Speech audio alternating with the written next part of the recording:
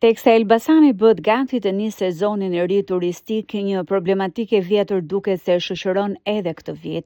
Ndotja ambienteve natyrore që frekuentohen masivisht gjatë ditëve të nxehta vjen të jetë problem edhe në 2026-ën, teksa turistët e parë kanë filluar të vinë në Elbasan, një nga pikat më të vizituara siç është Bazilika e Bezistanit, është e mbuluar nga plerat, sipas ambientalistit Ahmet Mehmeti, edhe në pikat e tjera që shfrytëzohen nga qytetarët për të kaluar kohën e lirë, ndotja është problem pasi nuk ka infrastrukturë të përshtatshme. Ruajtjen e mjedisit.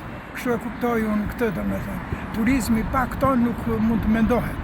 Mirë, po e keqja është se që ne vazhdojmë të ndotim mjedisin në të gjitha mënyrat e mundshme.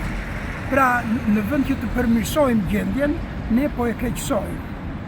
Nuk po kujtoj të kaluar në që u tha me incineratore do bëhet kështu dhe ashtu, po shikoj faktin sot, në të 4 anët në mbeturina vend e pa vend. Vetë këto kontejnerët janë të papërshtatshëm. Është një shembull shumë i keq. Le që ke vendi ku ndodhen kontejnerët, nuk ka asnjëherë ndonjë dezinfektim qoftë edhe me glicere thjesht. Kjo s'bën vakime i fjalë. Mehmeti thotë se jo vetëm pikat turistike kanë probleme me mungesën e kontejnerëve, por edhe lagjet në qytet, pasi edhe aty ku janë vendosur nuk janë kontejnerë të përshtatshëm për zona urbane pasi janë të hapur. Duhet të ketë, ne folëm edhe paraprakisht me i fjalë, shkojnë dalin për piknike për këto, njerëzit s'kan ku t'i hedhin beduinat. Po zvure kosha aty, po zvure ato mjetët që do t'i marrin e ato, edhe populli s'di ku t'i fsheh në përferra. Pra, duhet t'i krijosh kushte, gjersa thua pikë turistike, një vend turistik, një baldakim, një si thuash vend prej nga mund të shihet më shumë, edhe ku mund të përfitohet duke pushuar, duke relaksuar etj.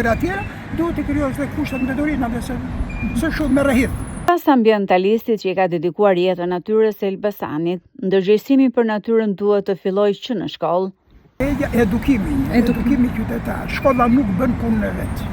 Ata arsimtarët, mësuesit duhet me shembullin e tyre të rrezatojnë këtë nxënësit.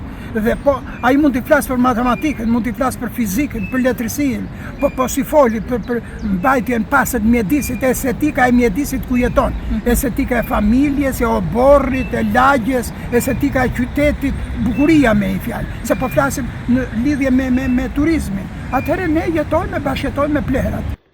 Pavarësisht mungesës së kontejnerëve në disa zona, problem mbetet edhe kultura qytetare, pasi në të shumtën e rasteve janë qytetarët ata, të cilët i hedhin dhe i lënë mbetjet në çdo vend.